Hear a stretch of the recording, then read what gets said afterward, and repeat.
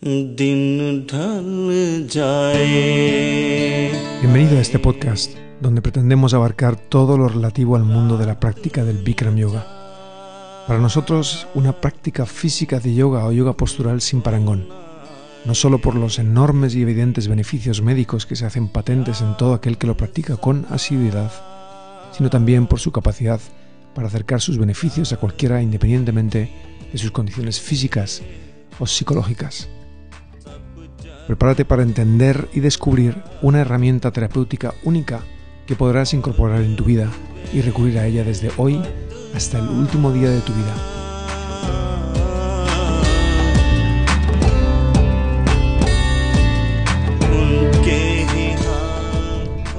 Hola, Rafa.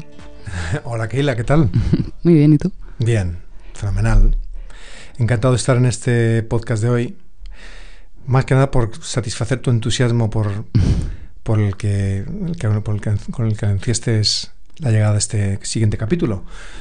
Y bueno, pues para resolver un poco la incógnita, vamos a contar de qué va, que es hablar de Bikram Choudhury. Pero, claro, a la hora de intentar hablar de Bikram Choudhury ha habido que contextualizar a Bikram Choudhury y ya como consecuencia explicar un poquito, que yo creo que es muy interesante explicar un poquito de dónde viene la práctica. Bueno, es que hay gente que practica Bikram Yoga que no sabe que Bikram es un hace señor. Referencia a un nombre de una persona, ¿no? Entonces vamos a empezar desde el principio. Luego le ubicamos, sí, ¿no? Le ubicamos cronológicamente, que es a mí lo que me parece interesante, ¿no?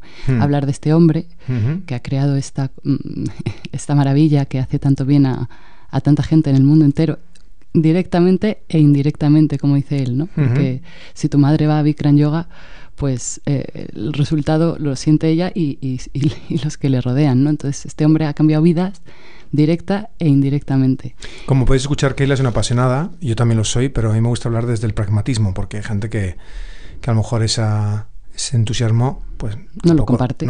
Entonces, bajándonos un poco a la tierra. Sí, a mí me gustaba este podcast porque creo que va a aclarar, va a ubicar a este señor, que de primeras digo que es un señor, que es un indio. Es una persona. Una persona que nace en Calcuta. Que se llama Bikram y se apellida Choudhury. Sí, nació en el 44. O sea, nació que tiene... en 1944 en Calcuta. Casi 80 años. En el estado de Bengala. Y Rafa, que conoce mucho la historia de Bikram y sobre todo a mí lo que me interesa es ubicarlo. O sea, ¿qué estaba pasando al mismo tiempo, ¿no? Para que la gente se ubique cronológicamente en el tiempo y bueno, que le quede claro que es este personaje, ¿no? Cuándo aparece, por qué aparece, qué conocimientos tiene, cómo ha llegado hasta aquí. ¿Cómo ha llegado hasta aquí esta práctica que muchas personas efectivamente ni siquiera conocen, no solamente el nombre, sino ya directamente pues el origen? Y cuando ha aparecido y parece como que es una cosa como muy, muy reciente, que relativamente lo es en cierta medida, pero hay que explicar su raíz, porque a mí me parece muy interesante. A gente que no le interesa nada, pues sencillamente se dedica a hacer la práctica, está fenomenal y te llevas todo lo maravilloso que efectivamente te aporta la práctica. Pero yo creo que es gente que ya cuando practica mucho empieza a interesarse por ¿qué es esto? A mí, por ejemplo, desde el primer momento me interesó porque yo, como decía en otros capítulos, a mí me fascinaba el tema del Savasana. Decía, esto del Savasana me parece como algo muy, muy ancestral, como algo muy, muy profundo, muy bien pensado. Muy poderoso, ¿no? Algo que está muy pensado, algo que pones un tumbarse después de una postura, me parecía algo como que tenía una raíz profunda. Y bueno, pues yo creo que con todo esto, pues es bueno que a los que os interesa, pues os contemos un poquito y sin ánimo de... Yo no soy ningún estudioso del yoga porque es un tema muy profundo, pero sí que estoy informado y me gusta informarme de lo que me atañe. Y entonces en este caso es la práctica física del yoga. Entonces, si me permite, Keila va a hacer de árbitro porque Keila también se aburre soberanamente cuando me pongo demasiado rollero con mis disertaciones así, que tampoco pretendo hacerlo. Yo voy a explicar un poquito, contextualizar desde un origen de lo que es el yoga moderno hasta nuestros días, hasta abarcar en el caso concreto de Bikram Choudhury. Entonces, quizás para empezar, habría que empezar hablando de esto que hoy en día cualquier persona llama yoga, pues empezar a desmontar todo este... Venga, cuéntanos los orígenes del yoga en general. Bueno, no me voy a perder en los anales de la historia porque el yoga parece ser que es una cosa que es un concepto tan antiguo como la misma humanidad, dicen. Y se habla de que la India es la civilización más antigua y fue la primera civilización que empezó a preguntarse a inquietarse por la existencia de algo mayor que nosotros, más grande que nosotros. Y en sus orígenes se empezó a hablar de un concepto como era el yoga, en el origen del hinduismo, incluso de forma anterior. Pero no en el yoga en el que nosotros entendemos de gente haciendo posturas y poniéndose boca arriba o boca abajo en la postura del loto, que también, pero quizás en un primer momento el término de yoga hacía referencia a entender o conectar o quitar el velo que nos separa de la última realidad o Dios. Y entonces, bueno, pues ahí se crearon varias escuelas o varios caminos, digamos. El yoga habla de la ciencia de conectar con esa última realidad.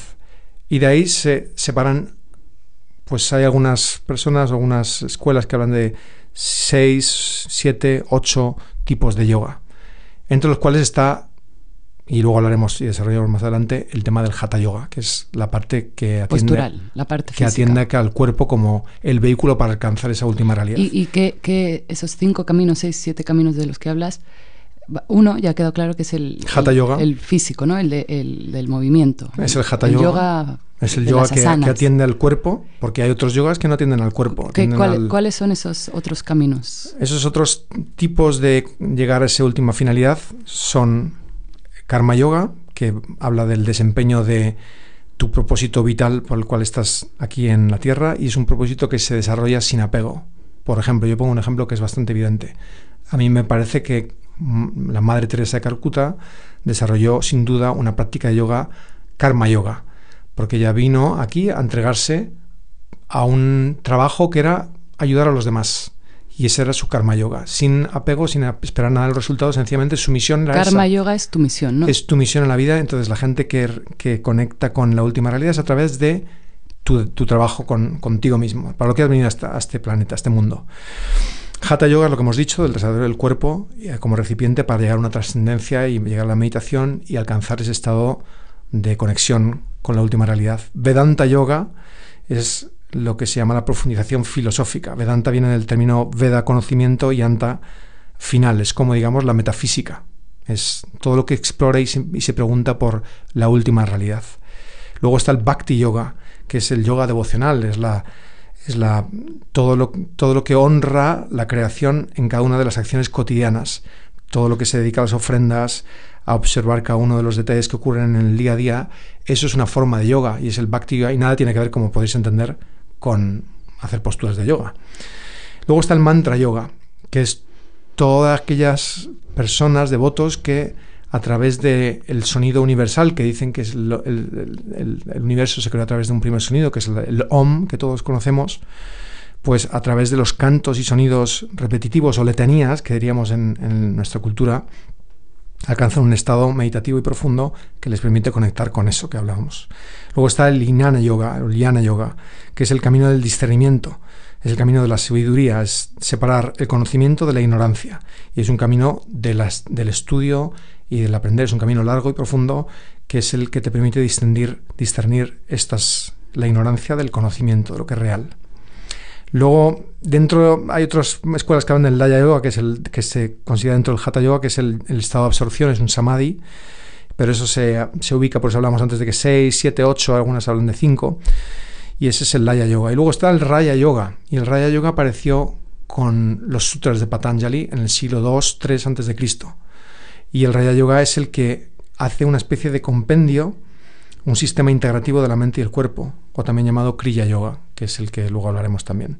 Entonces, bueno, estos elementos, lo que quiero decir es que básicamente todo esto que decimos hoy en día así rápido y mal, eso, yoga, haces yoga, estás haciendo yoga. Bueno, pues yoga puede ser muchísimas cosas en la vida. Hay muchas formas de hacer yoga. Entonces, yoga básicamente es un concepto que se acuñó desde tiempos inmemoriales en la India para alcanzar ese estado de conexión con Dios. Dicho este rollo que os he contado, que yo creo que puede ser interesante, si a los que les interesa, nos ponemos en el mundo del Hatha Yoga. Hatha Yoga es el que atiende al cuerpo como recipiente para alcanzar ese estado de... Eso, tienes que tener el cuerpo... El cuerpo es un recipiente, limpio, tiene que estar limpio, sano para poder sano y libre de enfermedades, meditar. para poder llegar a ese estado meditativo y de conexión y de pureza y de estado de felicidad y espiritual. Y entonces todo ese camino, toda esa secta, digamos, esa gente que se dedicó al Hatha Yoga, fueron concretamente una secta que se llamaban los Nats. Los Nats son los que hoy conocemos en la India, que hay muchos farsantes y muchos maleantes por ahí también, que son los sadhus, los swamis, son renunciantes, son monjes que se han dedicado a trabajar el cuerpo y han desarrollado las posturas, sobre todo a partir del siglo XV, el medievo indio, y empezaron a trabajar con esa parte. Esta gente llegó un momento que fueron denostados, eran prácticas oscurantistas, se mezclaban con el sufismo de los fakires, toda esta gente que hacía cosas raras, que se ponían en camas de pinchos, que hacían pues una especie de también de, ¿cómo se dice?, acróbatas, contorsionistas. Uh-huh. Entonces eran gente que empezó a ser marginada, denostada y apartada y visto como algo raro y oscuro. De hecho, dejó de existir en la India, prácticamente se abandonó, estaba denostado, incluso ya, imagínate, en el Imperio Británico, en la colonia británica, cuando se conformó en India, pues todavía más. Era algo que estaba muy mal visto. Uh-huh. ¿Qué ocurrió? Que ahora vamos a la historia que nos concierne, después de haberos contado todo esto de la antigüedad, que es el yoga moderno. Hubo un resurgir del yoga moderno durante el Imperio Británico y apareció gracias a ciertas figuras que empezaron a sacar toda esta parte relativa al Hatha Yoga de los Nats, toda esta parte corporal, e integrarla dentro de algo que era muy contemporáneo en esa época, que era la ciencia. Estaba muy fuerte, estaban apareciendo cada vez más estudios con respecto a la relatividad. La relatividad no había llegado todavía, pero todo respecto a la física cuántica, a una serie de conceptos muy avanzados de física. Y entonces estaban estos, y la ciencia estaba muy en boga, y luego estaba también la parte del desarrollo del culto y la salud, y estaba desarrollándose el culturismo a mediados del siglo XIX y principios del siglo XX. El culturismo, la gimnasia por parte de los suecos, los daneses. O sea, que son coetáneos, todo esto que cuentas, el culturismo, la gimnasia. Todo eso estaba empezando a aflorar, el mundo de la salud, de la atención al cuerpo. No sé, cualquiera puede pensar que el yoga lleva millones y millones de años y que el culturismo vino antes de ayer. Claro. Pues mira qué curioso que surgen, ¿no?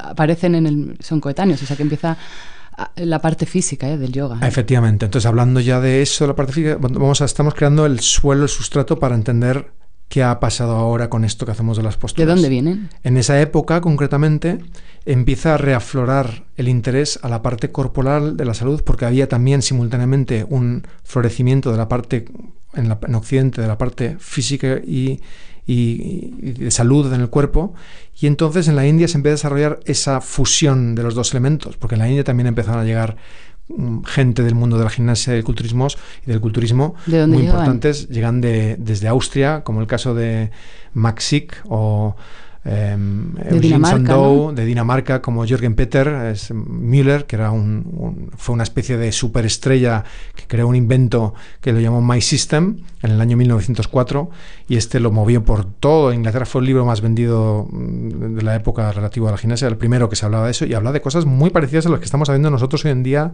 en las posturas, en las asanas.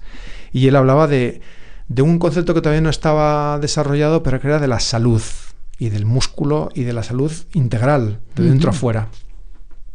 Todo esto estaba también, lógicamente, como había ya comunicación, estaban en Inglaterra, estaba presente en India, pues todo eso llegaba también a los propios indios, que también eran estudiantes de universidades, como el caso de gente que vamos a comentar a continuación, y estaban en el interés y en el ojo de esta gente, que a la vez tenían sus conocimientos de las asanas, del Hatha Yoga, y empezaban a fusionar, a crear fusiones y elementos. Pero esas posturas del Hatha Yoga, ¿cuáles eran? Bien, pues entonces en el Hatha Yoga se habla relativamente poco de las posturas. Había pocas posturas. En los libros antiguos, en los grandes libros relativos al Hatha Yoga, como puede ser el Goraksha Sataka o el Hatha Ratnavali, pues hablan, en el caso de los sutras del Patanjali, por ejemplo, que es un libro que todos conocen, todo el mundo hace referencia a la Ashtanga Yoga de Patanjali, sin confundirlo con la Ashtanga Yoga de hoy en día, que ahora lo explicaremos y separaremos una cosa de la otra. En los sutras de Patanjali se habla de 12 posturas, y de las cuales eran todas sentadas, eran posturas meditativas, todas estaban sentadas, nada de pinos, ni de vuelta para arriba, ni boca abajo. Y escasas, me parecen pocas, y sentados, fíjate. O sea que estamos, el origen, ¿no?, de estas posturas son muy poquitas. Seguramente habría más. Pero de lo que se conoce, lo que se tiene documento, ¿no? Descritas no había nada, y de hecho en todos los libros, incluso en el siglo X-XI, como el Goraksha Sataka que hablábamos antes, se habla de las 84 asanas clásicas, que es una cosa que nosotros siempre hemos hablado en nuestra práctica. Pero entonces eso viene después. Eso se habla como que están ahí, no se comentan, se definen algunas, y parece ser que el 84 es un número que tiene un concepto también simbólico. Pero espera, que no me entero. Esas 84 posturas, es que me hablas de 12, ahora son 84. Uh-huh. No entiendo. Siempre se ha hecho referencia a que hay tantas posturas como especies animales hay. En el caso de los sutras de Patanjali se describen 12, pero se hace referencia a que hay más, hay bastantes más. Pero descritas, explicadas, se explican 12 posturas nada más. Se dice que hay muchísimas más, pero no hay constancia descrita en ninguno de los textos antiguos. ¿Y estas 84 de las que hablas? Estas 84 de las que hablo, es muy curioso porque se habla mucho de estas 84 posturas, siempre además varían. ¿No serán las que hago yo en avanzado? Pues aparentemente tienen que ver con eso. Ah. Luego que cada escuela también, esas 84 las hace un poco a su modo. Las 84, para que la gente lo entienda, viene a referenciar a los 8.400.000 especies animales que hay en el mundo. Y esto se hablaba en el siglo X-XI, se decía que había 8.400.000, pero si lo miráis... O sea, que de aquellas se sabía cuántas especies. Bueno, cualquiera diría, bueno, sí lo han hecho un número a la volea, ¿no? Pero en realidad hay 8.700.000 especies, o sea, no iban tan desencaminados. En el siglo X sabían cuántas especies animales había, más o menos. Pero bueno, se escriben solamente 2 en este libro, Siddhasana y Padmasana. Y luego, ese 84, pues parece que sé que hace referencias de las cuales solamente unas 36, 32 parece que son útiles. Es que, a ver, esas 84 posturas, que son las que yo conozco, y de las que viene Bikram, ¿no? Bikram coge 26 posturas de esas 84. Sí. O sea que estamos hablando que lo que hace Bikram... es como muy original, ¿no? Digamos, lo original es lo más... Estamos ahora mismo en las raíces, ¿no? O sea que... Bueno, podría ser así. Como digo, yo creo que las 24 no están... Son un poquito ambiguas. Yo lo que he mirado es que sé que de las posturas de Bikram, coincidentes con la secuencia concreta, la que hace la gente, la que hacemos en clase, hay 8, o no serán 8 o 12 del suelo que coinciden con las que hacemos en el suelo, que son verdaderamente de las originales. Y ahora pasamos a explicar de las otras, qué pasa con las otras posturas, con el con pie, frente toca rodilla, Tula Dandasana, triángulo, ¿dónde vienen esas? ¿Esas estaban también descritas en las 84 asanas? Hombre, Tula Dandasana sí aparece. Bueno, en la secuencia de 84 posturas que hacemos nosotros sí que aparece. Pero claro, esas 84 posturas, muchas escuelas las han puesto un poco las han adaptado y las han puesto en el que son las 84 originales. Escuelas, me estás hablando de hace muchos años. Escuelas clásicas del siglo XX, digamos del siglo XX. Entonces vamos ahora a empezar a hablar de qué pasó en el siglo XX. ¿Qué caminos empezaron a...? Por eso hablábamos del Bikram, de dónde viene, porque ahí es donde empieza el Bikram Yoga. Empieza justamente a principios del siglo XX, como todas las demás escuelas de yoga postural, digamos, con trascendencia, que conocéis todos los demás. Pues, bueno, los que tienen gurú, ¿no? Los que tienen gurú, pues Krishnamacharya, bueno, en el caso que la gente conoce es Patabi Jois, el mundo de Ashtanga Yoga, y Iyengar, que son todos discípulos de este mismo señor, Krishnamacharya. Voy a empezar a decir nombres y hay gente que le sonará todo a chino, pero voy a intentar ser muy claro para explicarlo. Venga, adelante. Pongamos que en el primer momento la primera persona que coge y dice, esto de los que hacían los sadhus, esta gente oscura, tiene alguna utilidad. Vamos a estudiarla. Esta primera persona se llama Yogendra. Yogendra es un señor que empieza a desarrollar su conocimiento en 1916. Ese señor se hizo discípulo de otro más antiguo, que era un tal Paramahansa Madhavas, y era un señor que vivió unos 123 años. Era gente que empezaba a sacar a la luz el tema de las posturas. Pero no solamente el tema de las posturas, sino que empezó a interesarse por el lado práctico y pragmático del yoga. Se desvinculó de la parte, digamos, espiritual que también contiene el Hatha Yoga, la parte más abstracta, menos... Sí, de los otros caminos. Menos física. De Cogió la parte meramente física, lo separó y cogió la parte práctica y pragmática del yoga para darle una aplicación a la enfermedad y al sufrimiento. Dijo, esto ya que esta gente lo está usando para limpiar y sanar el cuerpo, verdaderamente tiene que ser así. Vamos a evaluarlo. Entonces lo aplicó a la cura natural y se lo administraba a los pacientes y estuvo estudiando sus beneficios reales desde un punto de vista científico. En 1916... Bueno, lo aplicó a su cuerpo, que si vivió 123 años... Bueno, este Yogendra venía desde este otro señor con el que estuvo durante 2 años aprendiendo, que es el señor de 123 años, que era el Madhavas. Yogendra vivió también pues, muchísimos años, no me acuerdo exactamente, pero 90 años vivió seguro. Ya en 1918, a los 2 años de estar con este gurú, él montó su instituto de yoga, lo llamó el Yoga Institute, y lo montó en Bombay, en la actual capital de la India. Y entonces, a partir de 1919, ya empezó a viajar por Europa y por Estados Unidos y montó una filial en Nueva York. Creó un sistema de asanas que figura en los propios libros de este señor, que estaba muy influenciado por un culturista, por un gimnasta de la época, que era el tal J.P. O sea, este señor ya está influenciado por los culturistas. Este señor ya estaba fijándose en gente como Jorgen Peterson. Jorgen Peter Müller, este señor que creó su libro en el 1904. Estamos hablando que en 1919 montó este sistema de asanas porque ya en 1904 había otro señor que había sacado un libro de muchísimo éxito con posturas que además si lo veis, que lo podéis buscar por ahí, es un libro muy raro. El culturista, ¿no? Dices. Era un culturista, gimnasta, una persona que se dedicaba al mucho cuerpo. La anatomía. Sí, y entonces hay muchísimas similitudes con asanas, con lo que hacía este señor. Y por supuesto hay muchas cosas que se desarrollan propias con esta gente, con el Yogendra, de las tradiciones yógicas de la India, del Hatha Yoga. Entonces creó un sistema de asanas y su objetivo era básicamente evidenciar y analizar las virtudes físicas de la práctica del yoga para intentar purgar esa imagen que tenía tan oscura. Así que todo esto está ocurriendo a principios del 1914, 16, incluso hasta el 30, donde escribe un libro y demás. Acto seguido, durante esta época, y ahora hacemos introducción a algo que relaciona con nuestra escuela, en esa época, en 1920, aparece la primera escuela que monta Vishnu Charan Ghosh. Vishnu Charan Ghosh, Keila. Me suena, ese sí, es el gurú de Bikram. Es el gurú de Bikram. Vishnu Charan Ghosh es hermano pequeño, 10 años más pequeño, de Mukunda Lal Ghosh, que es Paramahansa Yogananda. Paramahansa Yogananda, yo creo que lo sabéis quién es, porque escribió el libro más vendido de la historia del mundo del yoga, que es Autobiografía de un yogi, que es un libro todavía de muchísimo interés y que viene de la tradición del Kriya Yoga, eso que os decíamos antes del sistema de Patanjali. Viene de gurús más antiguos como Yukteswar, Lahiri Mahasaya, gente de una tradición que se pierde en la historia. Y este Vishnu Ghosh aprendió de su hermano en su ashram de Ranchi, donde aprendió control muscular, los naulis, los bandhas, el control abdominal.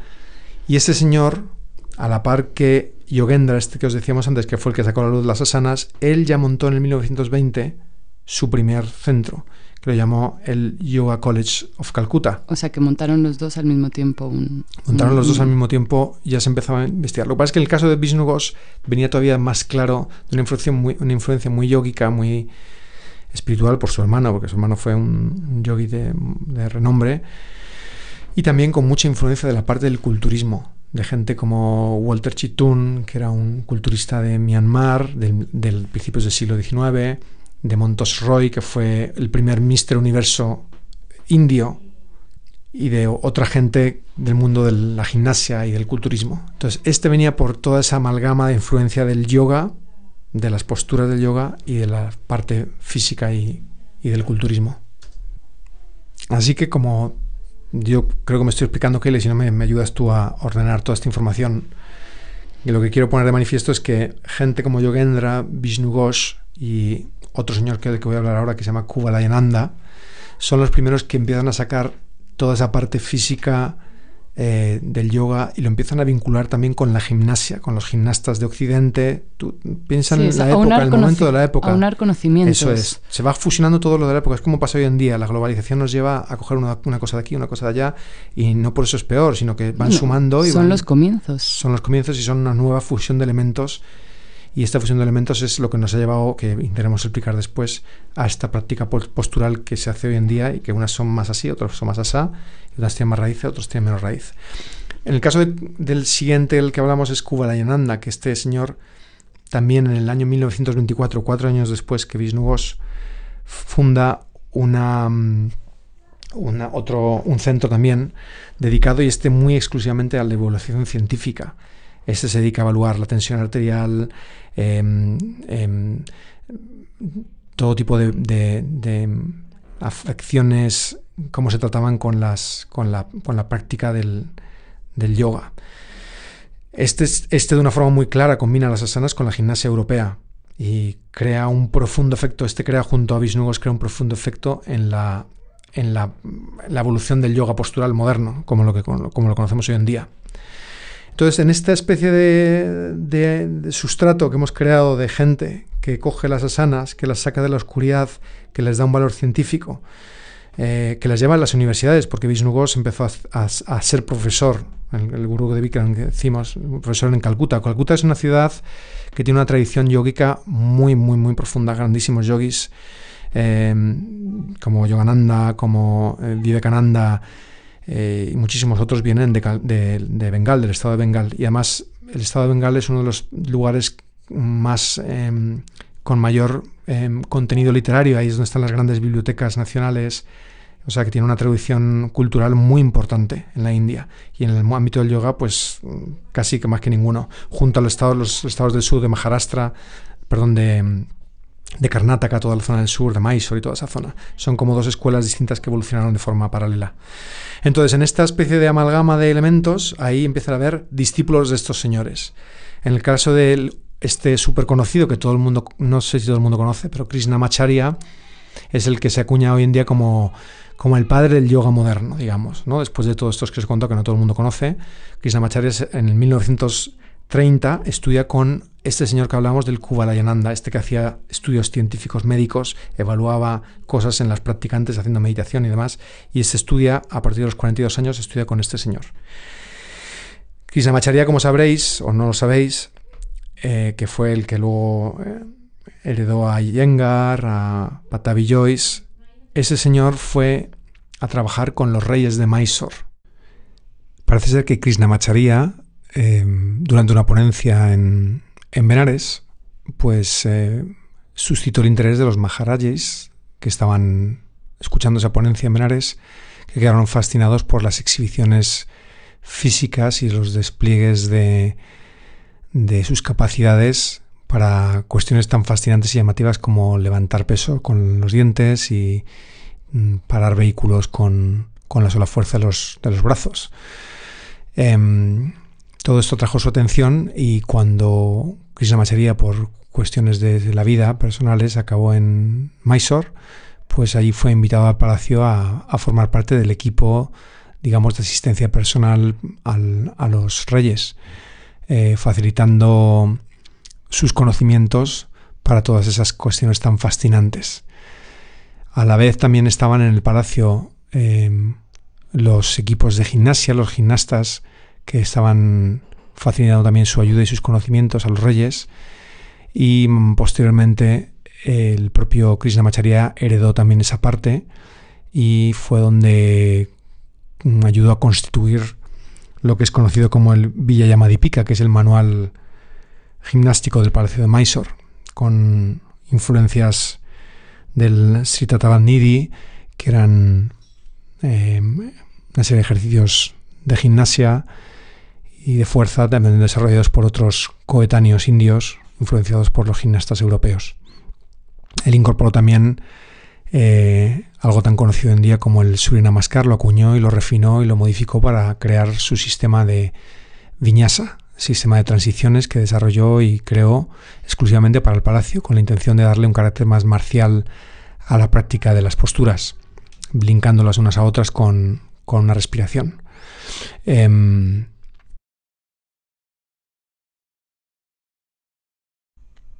Al respecto del Surya Namaskar, del que se habla hoy en día tanto, y que, como decía, Krishnamacharya incorporó en lo que hoy conocemos como su sistema de viñasa, sus transiciones entre posturas.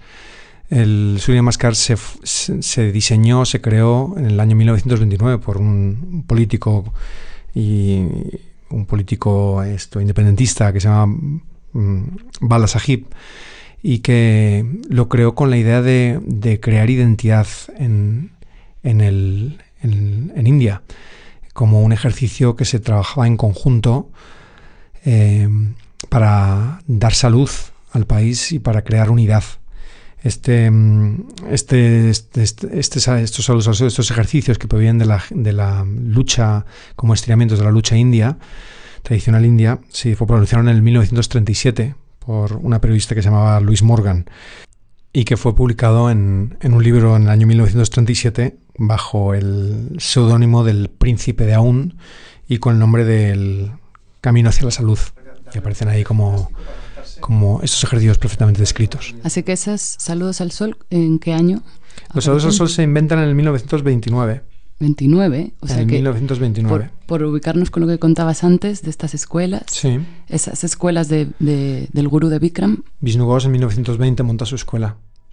1920.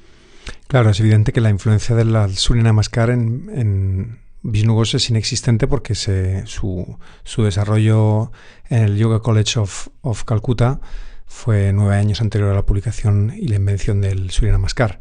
Su práctica era eminentemente estática y era así como está definida. Se hizo acompañar de yogis como Buddha Bose, con los cuales hizo gira por India y por Europa, demostrando las 84 asanas clásicas, así como las naulis y bandas que previamente había aprendido de su gurú Paramahansa Yogananda. Y bueno, luego, por lo visto, Buddha Bose, su discípulo, aglutinó esas posturas en un libro de fotografías, estamos hablando del año 1920, donde se aglutinan estas 84 asanas, de la cual procede la secuencia de Bikram Chaudhary, y que este libro no vio la luz hasta hace bien poquito.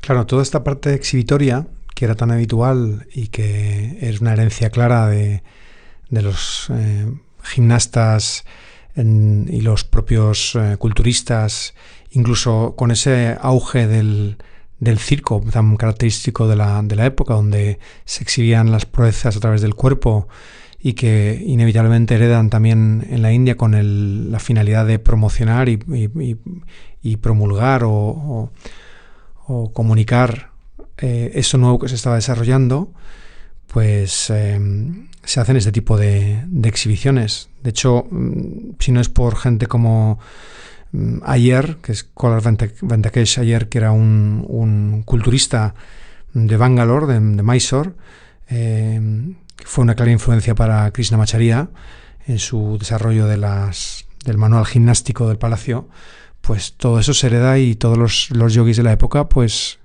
usan la promoción y la exhibición para comunicar todo esto tan interesante que estaba surgiendo en esa época. Toda esa parte exhibitoria que también se mezcla, y que la gente lo usa como que algo que no es horrible, ¿no? El yoga, ¿no? Claro, pues ahí está la confusión de la parte física con la parte del yoga, toda esa especie de palabra yoga que engloba todo lo postural. No, el yoga físico es meramente es una patita. Es una patita muy concreta que te permite limpiar tu cuerpo y estar bien para desarrollar todo lo demás. Entonces no hay nada de... No nos pongamos demasiado místicos con el tema físico del yoga, que también lo tiene, pero es una patita muy concreta. Lo que quiero dar es un poco ilustrar sobre qué estaba pasando con estos movimientos y esta gente, la trascendencia que tenía. ¿Y qué posturas hacían? Y hacían las 84 asanas que hacemos en avanzado. O sea, esas posturas ya en el año 1923 o en el 1920, ya Vishnu Ghosh las impartía a estos discípulos suyos. O sea que, insisto, estas 84 posturas son con las que se inicia el yoga físico. El yoga físico por parte de la escuela de Vishnu Ghosh. Ghosh. Sin las viñasas. Vishnu Ghosh es el gurú de Bikram. No tienen viñasas ni uniones, porque eso lo inventó Krishnamacharya para, digamos, darle carácter gimnástico darle un poquito más de... Había una investigación de por medio. Entonces él entendió que la parte era más interesante vincularlo con las viñasas, con unas respiraciones, una serie de elementos que él había sacado en sus conclusiones con sus gurús, con sus estudios, con sus gimnasias, con sus referencias gimnásticas danesas y más, y él había hecho su historia. Vishnu Ghosh se quedó con su historia. Hacemos posturas, hacemos relajación, contracción y relajación muscular. Porque estaba más en la salud, en lo que tú dices de sanar. En el caso de Vishnu Ghosh estaba más en sanar, porque su ashram era un centro terapéutico. En el caso de Krishnamacharya, era de estar en forma, ¿no? Era una parte más de hacer ejercicio para satisfacer a los reyes de Mysore que querían promover y divulgar eso que le había dado este señor Krishnamacharya a sus compañeros británicos que estaban ahí, pues alardear de fijaros lo que hacemos en India, hemos cogido esto, lo otro. Por eso se hacían exhibiciones en el palacio, que eran constantes las exhibiciones en el palacio.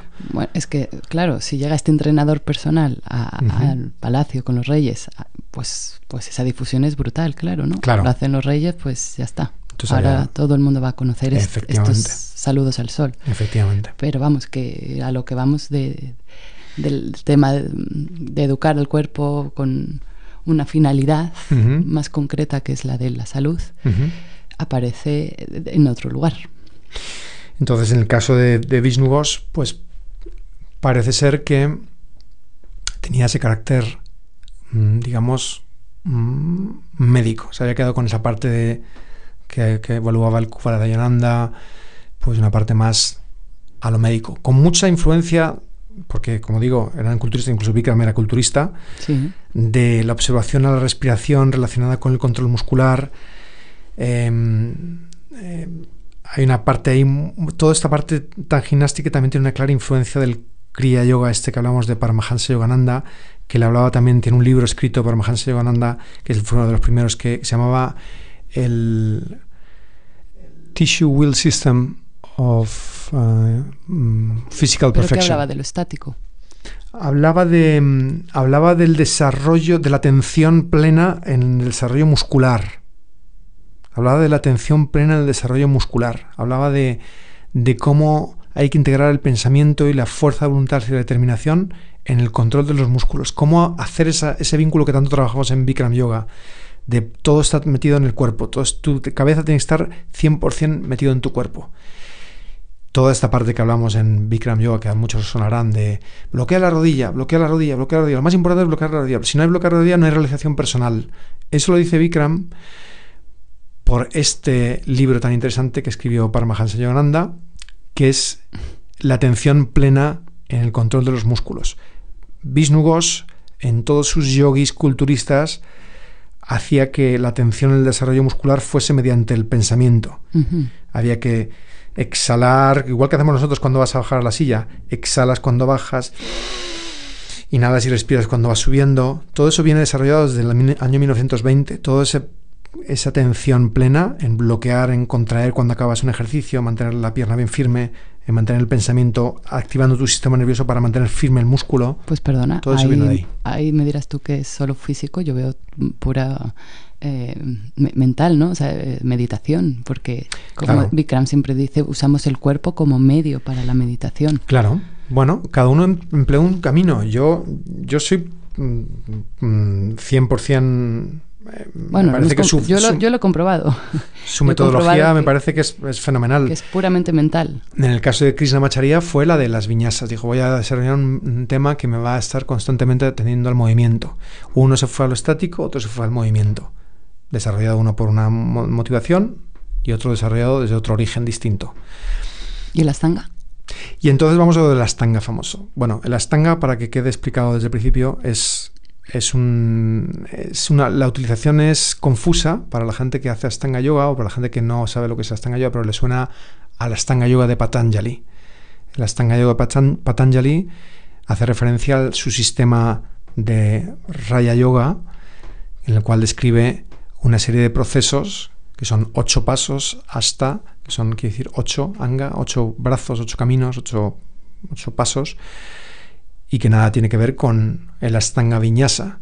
El Ashtanga Vinyasa coge esa raíz, quizás por darle ese carácter ancestral, como que viene de un vínculo antiguo, pero realmente la Ashtanga Vinyasa es solamente una práctica física, es un yoga asana, es yoga postural, porque no se habla o no se desarrolla nada en la práctica, más allá de que cada uno por su propia cuenta quiera desarrollar. Trabaja el desapego, trabaje las reglas morales, los preceptos morales, el dhyana, dharana y todos los pasos de la Ashtanga Yoga. Entonces, la Ashtanga Yoga, la Ashtanga Vinyasa es la práctica que desarrolló un discípulo de Krishnamacharya que se llama Pattabhi Jois, que es un señor prácticamente coetáneo, bueno, es más mayor que Bikram, es un poquito más mayor, es de la época de Vishnu Ghosh, y cogió el testigo de Krishnamacharya, fue alumno suyo, discípulo suyo, junto a otros tan conocidos como Iyengar, y desarrolló,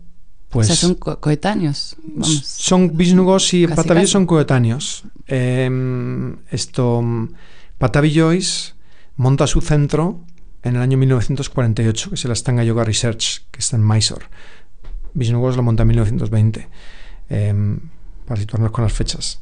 Krishnamacharya, como decíamos antes, empieza en el palacio en 1933. O sea, está primero Vishnu Ghosh. Vishnu Ghosh es de los primeros junto a Yogendra, el que monta el primer centro. Ese sustrato del que hablabas ese sustrato antes. De postural. De luego la vendría... Krishnamacharya, y luego vendría los sucesores de Krishnamacharya, que son Pattabhi Jois y Iyengar. En el caso de Pattabhi Jois, se interesa mucho por Krishnamacharya a los 12 años, en el 927, y se va a trabajar con él en el 932, donde vuelve con él allí, porque él también se traslada a Mysore por circunstancias suyas personales, y se junta con él de asistente, y trabaja con él hasta el año 1953. ¿Quién? ¿Que me lío?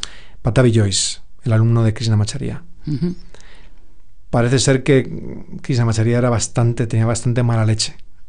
Era bastante. O sea, que es una cosa como que es reconocida, que en el mundo de disciplina yógica, la mala leche y la exigencia mucho más allá de la dureza está muy presente. Es muy sabido que Krishnamacharya hasta que tuvo 60 y pico, se aflojó, era muy, muy, muy exigente, pero exigente de palos y de que la gente salía lesionada. Y Pattabhi Jois heredó eso. Y es muy conocido Pattabhi Jois porque, por lo visto, cuando ya empezó a hacerse un poquito más conocido en el año 70, finales de los 70, todos los americanos que iban allí, pues salían todos cojeando, con la espalda rota, con lesiones, porque era bastante duro. Entonces la historia de Pattabhi Jois se desarrolla mucho en la India, con Krishnamacharya. Monta su pequeño centro en Mysore en 1948, y solamente hasta el año 64 no empieza a ser conocido por el mundo occidental, porque resulta que va un señor belga ahí, escribe un libro que se llama J'apprends le yoga, yo aprendo el yoga, y empieza a traer el interés occidental. Los americanos no empiezan a interesarse por él hasta el año 1970 y algo. Fíjate. Que se lo llevan de primeras. La primera visita que hace en Occidente Pattabhi Jois es en Brasil, en una reunión que monta una tipa ahí que se había interesado por el Ashtanga Yoga, y la primera visita que hace es en el 1975 en California. Pattabhi Jois, 1975. con 20 alumnos, 30 alumnos. ¿Tú ya habías nacido? No, yo soy del 78, gracias. Soy 3 años más joven. Pero que estamos hablando de hace nada. O sea, la Ashtanga Yoga como lo conocemos hoy en día, y conocido y reconocido, esas imágenes que habéis visto en algún lado en YouTube o lo que sea, son del año 78. Bikram llega a Estados Unidos en el año 72 y empieza a salir en todas las televisiones con 23 años o 24 años, empieza a salir en todas las televisiones. Eso sí que lo tiene, el Bikram Chaudhuri, un poder de difusión. Pero yo creo que es porque lo pruebas, o sea, a Bikram yo siempre me ha pasado, poca publicidad hay que hacer más que probarlo, ¿no? Y yo creo que empezaría a arrasar así, porque la gente empezó a sentirse sano, a sentirse que recuperaba lo que irrecuperable, y eso se expandió como nada. Si te fijas, todavía no hemos hablado de Bikram, nada. Hemos hablado de dónde viene Bikram, porque Bikram hemos dicho que nace en el año 44. Bikram empieza con 5 años a practicar. Y fue un alumno muy aventajado. Fue un alumno que llamó mucho la atención a Vishnu Ghosh, el cual tenía desde hacía 20 años como su discípulo primordial o principal a Buddha Bose. Y Bikram, con todo ese carácter que tiene, que ya debería ser un personaje desde pequeñito, pues parece ser que se cruza en el ashram de este señor y le enseña las posturas que él sabe, que había aprendido por su cuenta y Vishnu Ghosh le dice, tú para acá, vente para acá. Pero empieza a desarrollar su carrera desde el punto de vista físico, empieza a desarrollar la carrera como culturista, con todos estos culturistas que, como digo, había uno de ellos que se hizo campeón del mundo de culturismo, primero de la India que hubo, que es el Montos Roy. Todos estos culturistas eran también integrados en el mundo del yógico, del control de los bandas, de los kriyas. Era una mezcla muy curiosa. De la respiración. Gente muy musculada, pero a la vez con control del recto abdominal, con posturas de, pues estas que hablamos de las 84 sanas, la silla y todas estas ya están desde la Utkatasana, todas estas que hacemos nosotros en Bikram ya están en el año 1920 cuando empezaba él, seguramente antes. Y entonces ve a este Entonces ve a este niño que es así como muy descarado y le dice, tú para acá. Entonces se pone a trabajar con él y desarrolla de él un yogi culturista. Y entonces empiezan a hacer todas estas exhibiciones que no eran propias solamente de Vishnu Ghosh, también las hacía Krishnamacharya. Con lo de pasar elefantes por encima, pisarles, pasar un camión por encima, y todo eso era una muestra del control del cuerpo, mental, del cuerpo, gracias a las técnicas de yoga, gracias al tema muscular, pues... Y llamaban la atención, ¿no? Y llamaban la atención, y se iban de gira para promocionar pues esto que estaba surgiendo, heredado de la cultura india, que estaba surgiendo de nuevo, como floreciendo de nuevo. Me hace gracia porque todos los que somos profesores de Bikram hemos visto esos vídeos. Claro, es que se pueden ver, los puedes ver por ahí, es muy curioso. Es muy de esa época. Bueno, el caso de Bikram, pues en el año 60 o 50. Muy tremendo. Pero son cosas increíbles las que hacían, ¿eh? Son tal cual. Y además Bikram lo cuenta, es tal cual. Y además había accidentes, también tenían problemas. Y hay vídeos también que sale el propio Vishnu Ghosh, ya con su edad, con Bikram jovencito, y contando que si no lo hacías bien, pues había gente que moría. Y entonces, pues como digo, Bikram se junta con Vishnu Ghosh con 18 años. Si decimos que nació en el 44, pues 18 años, pues en el año 62. Y empiezan a trabajar toda esta parte. Bikram tiene un accidente en un tema de estos de musculación, levantando pesas, en uno de esos ejercicios tan bestias que harían, y se le cae una pesa en las rodillas y se le destroza por lo visto las rodillas y se la dejan completamente inutilizadas. Y entonces ahí es donde empieza a profundizar en la práctica, en la práctica de yoga. Dice el propio Bikram que lo que hace más es precisamente Padmasana, la postura del loto. Dice que le ayudaban los propios amigos, compañeros culturistas, y que era horroroso, pero le forzaban esas rodillas destrozadas a ir a esos lugares donde no quería ir la rodilla. O sea, cualquiera pensaría que hoy en día que vamos a clase y que le decimos a alguien, hazte la postura de firme, siéntate de rodillas, gente, no, tengo el menisco, ay, que me duele la rodilla, y tú nos ponemos, hazla, aunque sea un poquito, pero hazla. Pues es que Bikram dice, no, que hay que hacerlas. Yo también con mis problemas de rodillas, cuando me encontré con Bikram, me decía que hiciese uno de los calentamientos que hacen en la serie avanzada, que son especialmente coger la pierna y rotarla, como mancillar la parte de la articulación hasta que limes toda esa parte de los restos del menisco. Que pase la sangre, oxigenarla, moverla. Y entonces ellos lo hacían así. Es muy habitual que él contase todas estas partes de las posturas, de que estaba hasta que me salía espuma por la boca y cuando ya lo llegaba no me hacía ni caso, no me decía ni bien. Sí. Un entrenamiento durísimo, pero fíjate que esa rodilla triturada, pues... Claro, por eso lo habla con tanta seguridad. Y además con cómo habla de su gurú, de Vishnu Ghosh. Bueno, cada vez que habla de su gurú casi llora. Que es muy parecido como hablan, ¿no? Habla con esa devoción, con ese amor, porque dice, todos los días hablaba de él, cada vez que está con él, todos los días. I love him so much, porque dice, a mí me hizo... Dice, bulletproof, painproof, hungerproof, todo proof, porque ha pasado por tanta dureza. Y yo recuerdo que el Vishnu Ghosh le dijo a Bikram que su karma, este objetivo en la vida, del que hablábamos antes, le dijo, tu karma en tu vida, tu misión en la vida, Bikram, es difundir el yoga. Y yo creo que ahí sí. Vishnu Ghosh empezó a llevarse a Bikram a trabajar con él. Bikram contaba que al principio pues eran venía pues una persona al ashram a tratarle, que era como se trataba y como se venía tratando desde mucho antes en los pequeños ashram, de uno a uno, ¿no? De uno a uno con las dolencias, y se trataba pues cualquier dolencia se gestionaba con las posturas y tenías una persona que te asistía y te ayudaba, y en ese caso era Bikram, hasta que Bikram dijo... Qué lúcido, ¿eh? Qué lúcido y claro. Y lo que hizo, pues dijo, mira, si aquí cada uno me viene con sus dolencias, ¿no? A mí yo tengo ansiedad o yo tengo espalda no sé cuánto. Dice, voy a hacer algo que sirva para todo, para curar la máquina entera, ¿no? No el riñón, sino la máquina entera. Voy a desarrollar las posturas concretas para trabajar absolutamente todo el cuerpo, y así, venga quien venga, sea cual sea tu problema, se solucione, ¿no? Y no solo eso, sino que como tengo que atender de uno a uno, no me da el día para atender a todas las personas. Porque pues si estoy dedicando media hora, 45 minutos a cada uno, no me da el día, nada más que atender a 10 personas. Exacto. Voy a hacer que esto me vengan 40 de golpe y a todos los trate con la misma idea. Eso no se había desarrollado antes. Eso no existía en las clases grupales. No, porque siempre era de uno en uno, es como se empezó. Esas clases grupales las empezó a incorporar más adelante, se empezaron a adherir a estos movimientos grupales, pues otras prácticas que venían de otros lados, pero que llegaron mucho más tarde a Estados Unidos. Pero esa práctica grupal la desarrolló Bikram con Vishnu sobre Ghosh. todo con este concepto de trabajar todo el cuerpo. Uh-huh. Con ese pensamiento puesto en eso, en sanar. Es decir, no voy a hacer una práctica que la finalidad sea moverme y estar físicamente bien, sino en curar. Y de esas 84 famosas posturas que venimos hablando, seleccionó, estudiaron con su gurú, con Vishnu.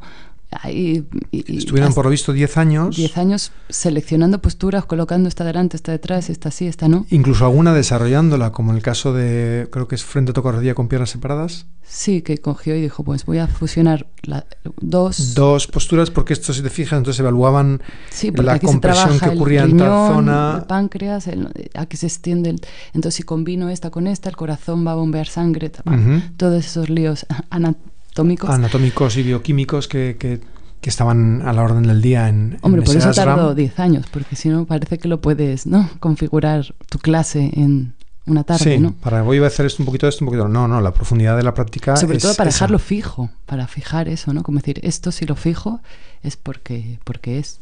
Y sobre todo porque funciona, porque tú no puedes saber si algo funciona si no puedes comprobarlo. Si no lo has desarrollado en el tiempo. Y no lo has podido comprobar en el tiempo. Claro, entonces cuando llegó este hombre, Bikram, a Estados Unidos o donde llegase, venía con un sistema probado. Efectivamente, pero si no, ¿cómo vendes la moto de que te metas con este calorazo a hacer esto, que esto funciona muy bien? ¿Quién se cree esa milonga? Nadie se la cree si no lo has probado ya y sabes que funciona. Entonces vas con la bandera y con la certeza de que... Bueno, llevas una fórmula. Acabas de crear una fórmula. Tú no puedes vender algo si no sabes, si no lo conoces. Tú no puedes... Cuando mejor vendes algo... Y sobre todo en el tiempo, porque uno puede parecer que funciona una cosa y a los 10 años están todos descacharrados. Efectivamente. Pero si ya llevas 40 años viendo cómo curas, cómo sanas, cómo... Viéndolo además... En gente muy... Porque vienes de un sitio donde ya estaba ocurriendo eso, donde ya estaba avalado la validez de todo lo que ocurría en tus antecesores, en tu gurú y demás... Todo lo que venía acaeciendo en ese lugar donde tú has estudiado y has desarrollado encima lo que tú vienes a ofrecer más adelante en Estados Unidos. Entonces vienes con esa secuencia desarrollada durante 10 años, estudiada, evaluada, comprobada, verificada, que sabes que está funcionando, que a la gente le está haciendo bien, porque durante esos 10 años ya tienes a gente que la está probando y la está haciendo y le está sentando muy bien. Y encima en ese proceso le has incorporado el calor, que es un elemento único en la práctica del Bikram Yoga y que ahora mismo está como muy ahí, que la gente lo conoce, pero es que no existía, lo creó Bikram Choudhury. Metió el calor, que ya conté en otro capítulo cómo lo encontró, pues él estaba haciendo seguramente esta secuencia, entrenando, haciendo sus tal, y puso el calor porque no hay habitación cerrada y en Calcuta hace un calor tremendo. No, que puso el calor, que no abrió las ventanas. No abrió las ventanas, en Calcuta hace mucho calor y entonces eso se transformó en algo muy profundo. Sí, él comprobó que profundizaba en las posturas a nivel físico y mental. Que salía con muy eufórico, una energía, ¿no? con un esto tremendo. Entonces, no solamente es eso que podías decir, bueno, pues Bikram pues es un machaca y lo hizo y ahí le sentaba bien, pero joder, cualquiera que se meta ahí. No, es que se dio cuenta que a todos le funcionaba. Durante el tiempo, sí. Durante el tiempo comprobó que a todos le funcionaba. Y entonces llegó en el año 72 a Estados Unidos. Parece ser no, años antes, durante el año 60 y pocos, 65, ya estuvo viajando atendiendo a al embajador, al ministro japonés de la época. Viajaba mucho a Japón, tiene mucho vínculo con Japón. De hecho, Vikram habla japonés perfectamente. Sí. Tiene mucha historia con Japón. De hecho, habla de su madre japonesa. No sé a qué se refiere. Debe tener ahí un...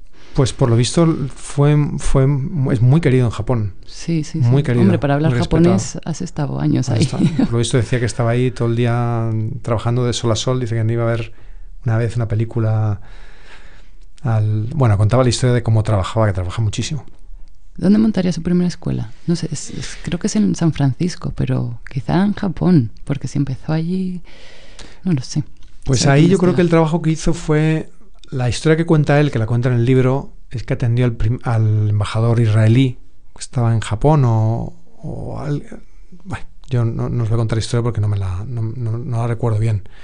Pero por lo visto alguien que estaba en el lecho de muerte o muy, muy enfermo y le trajeron porque era una persona, pues era un tipo que traía un conocimiento, que sabía que funcionaba, que venía de la India, pues en esa época ya era una persona conocida en India a través de Vishnu Ghosh, ya era reconocido, y dijeron, oye, tráeme a esta persona a ver si consigue con sus metodologías estas que hice del yoga, del astral, a ver si sabe solucionar este problema a esta persona. Pues debe ser que sí, ¿no? Y por lo visto, pues claro, por lo visto sí que sacó adelante a bastantes personas allí con problemas graves. Y entonces en este momento, pues con todo este mundo del politiqueo, de la gente conocida de la época, pues le echaron el ojo en Estados Unidos y él cuenta una historia que está muy criticada y no se sabe si es cierta o no es cierta. A mí me parece que Vikram siempre es un poco cuenta la historia como... Las historias para mí son todas verdad, pero las cuenta un poco como la película de Tim Burton, esta de Fish, no lo he visto. Big Fish, que el hijo estaba enfadadísimo con su padre porque contaba unas historias que eran todas como que no se la creía nadie. Y resulta que cuando se muere el padre... Era todo verdad. Era todo verdad, pero era una verdad que él había contado con tintes entretenidos, pero que eran ciertas. El gigante, pues no era un gigante de 5 metros, era un gigante. Era un tío muy, muy raro, muy grande, muy tal. El que tenía 2 cabezas, pues resulta que no... Yo recuerdo que Vikram dice que él inventó la palabra disco. Y todo el mundo dice, bueno, ¿qué está todo el mundo se diciendo? parte, pero claro. De risa. Pero es que era coetáneo y muy amigo de Michael Jackson y de Quincy Jones. No lo sé, son tonterías, pero en el caso de esto que contábamos del interés que hubo en el mundo político en Japón, que era una potencia política, imaginaos, justo después de la Guerra Mundial, imagínate cómo estaba la cosa ahí, estaba más potencia, estaba ya creciendo mucho Japón y había unas relaciones importantes con Estados Unidos, pues se fijaron en Estados Unidos también por este tipo de la India, y Nixon parece ser que tuvo un problema de flebitis, de un amago de aneurisma, y lo llevaron para allá. Dijeron, vamos a probar con este señor. Se lo llevaron a Hawái, podía estar en Hawái pues reposando, tomando aire fresco, con el aire de la brisa marina, y entonces lo llevaron a Vikram para allá, y Vikram le hizo un tratamiento con sales de Epsom, con no sé qué, no sé cuánto, en la bañera con unas posturas, y parece ser que le sacó de problema. Entonces le dijeron, oye, venga, vamos a poner a este tío, vamos a darle la green card. Vamos a darle la green card, vete para acá si quieres, Vikram, y te pones a hacer tu historia. También venía guiñado el ojo por Shirley MacLaine, ya que había estado en Bombay. O sea que debía estar acompañado, muy bien respaldado, para que le diesen facilidades para entrar en Estados Unidos. No sé de qué forma, y seguramente si fue a través de Nixon jamás quedará constancia, porque fue un chanchullo que le dijeron, venga, y no va a quedar constancia en ningún lado de que Nixon le dijese que entrase. Pero bueno, pero la green card la lleva. Le dieron la green card y ahí estaba, y entró en Hollywood. Y ahí empezó a salir en todos los programas más resultados. Estaba haciendo de la época. su karma yoga, ya estaba difundiendo, pero vamos, con pie derecho, ¿no? De hecho, le despidió Vishnu Ghosh, le dijo, ya no nos vamos a volver a ver más, tu karma yoga es sigue con tu trabajo, y Vikram sabía que ya no iba a volver a ver más a su gurú, de hecho falleció al año siguiente. Y entonces Vikram emprendió todo ese proceso de divulgar, porque la misión de Vikram era divulgar la práctica. Eso que era tan positivo, venderlo, da igual.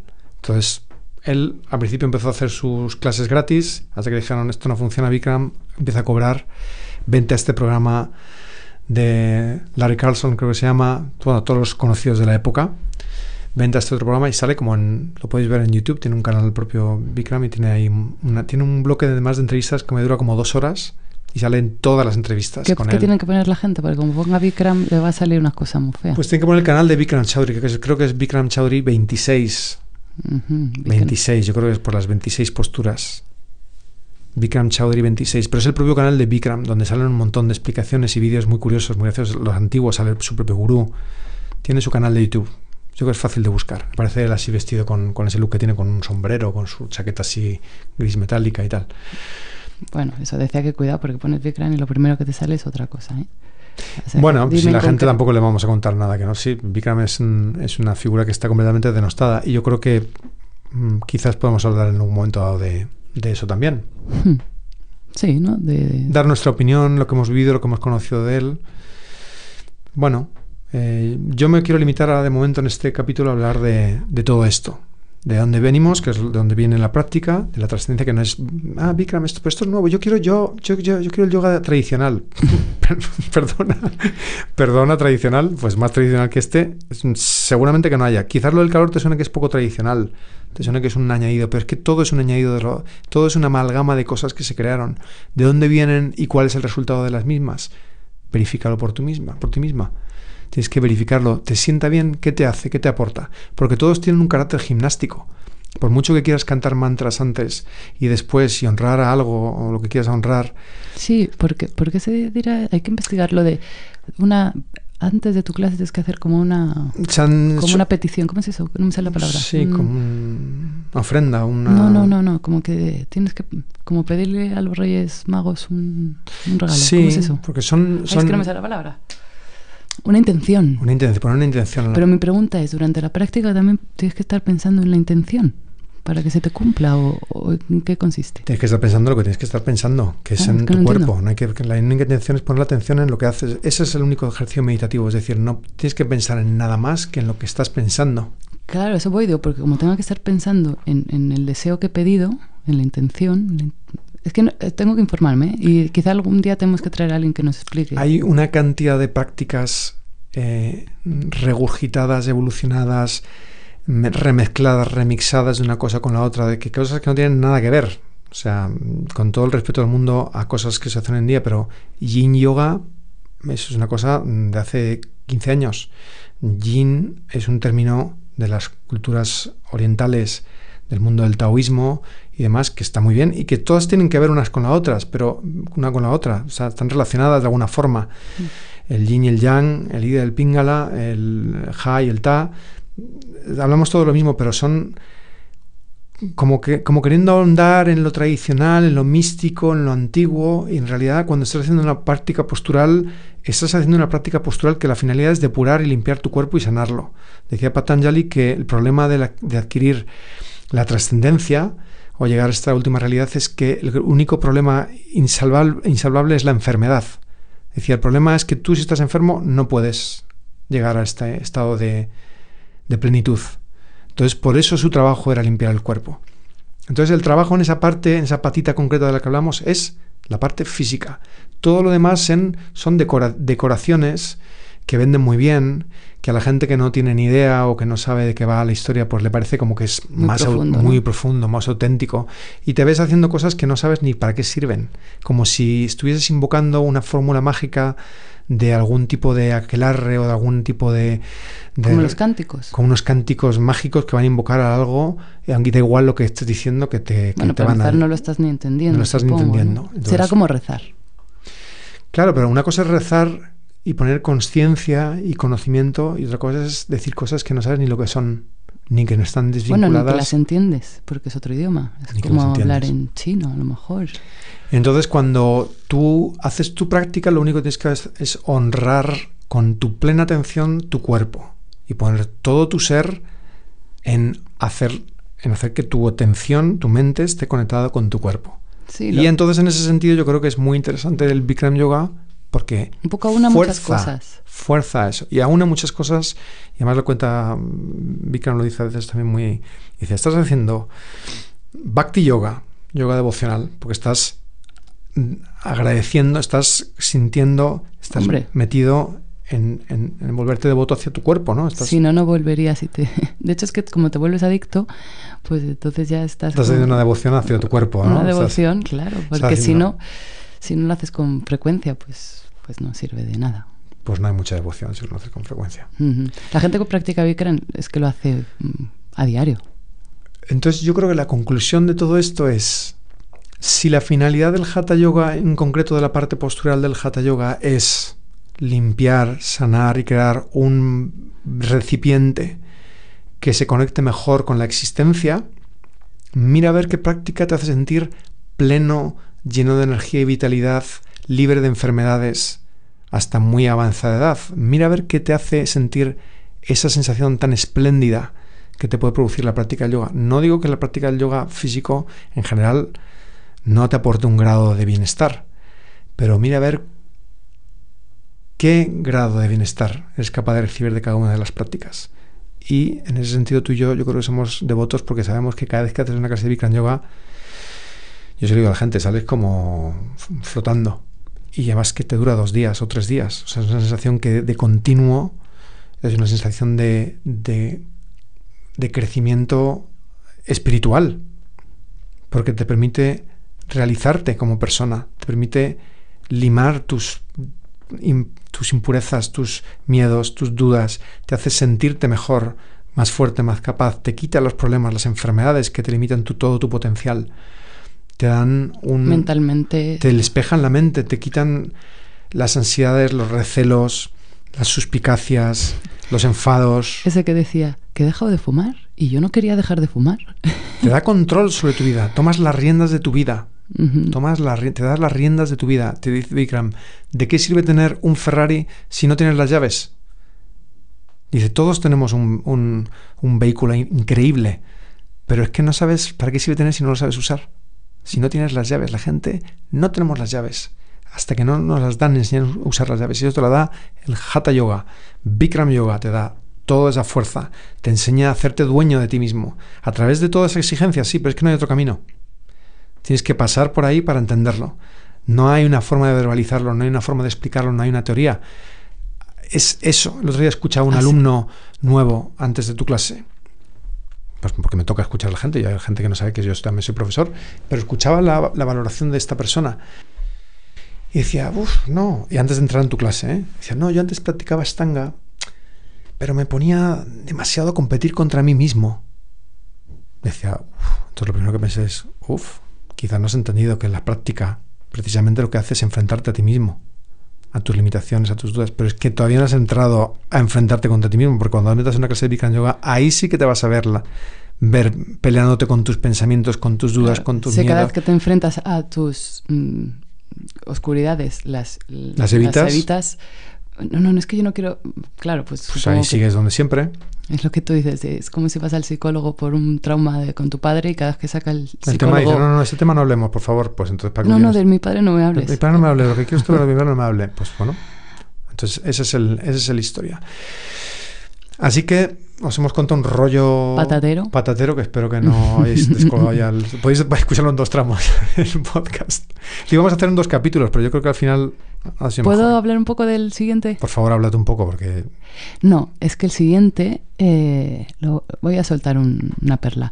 Vamos a hablar con Bikram. Porque, mira, bueno, ya sigue me vivo, un compromiso. Sigue vivo. Vamos a levantar el teléfono y vamos a hablar. Pero además, que nos hable él. A mí me gusta cuando... Bikram es muy friki, solo hay que verle. Tú le ves y dices, qué personaje, ¿no? Es, pues eso, muy criticable, ¿no? De primeras desde fuera es muy friki. Lo escuchas hablar, según de lo que hable. Pero quiero que hable de estas cosas que se nos pierden un poco en el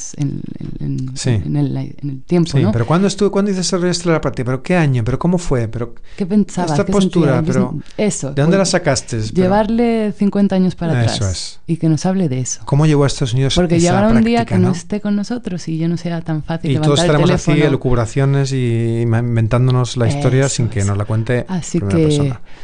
Vamos a llamar a Bikram, ¿te parece? Me parece que me has puesto en un compromiso, pero bueno, es que me da no sé qué. ¿Te da corte? Bueno, Bikram es un tío... Te impone, ¿eh? Hombre, sí. Con todo lo cachondo que es, te impone. Porque de repente le haces una pregunta y te dice, pero qué pregunta más tonta me has hecho. Corte que te quedas... Una pregunta más estúpida. ¿Are you idiot? ¿Are you idiot? ¿Are you idiot? Sí, de repente haces una pregunta que crees que ni fu ni fa y te dice, pues es impredecible, ¿no? Es un genio. Venga, próximo capítulo. Venga, de acuerdo. Chao. Bueno, buen día, adiós.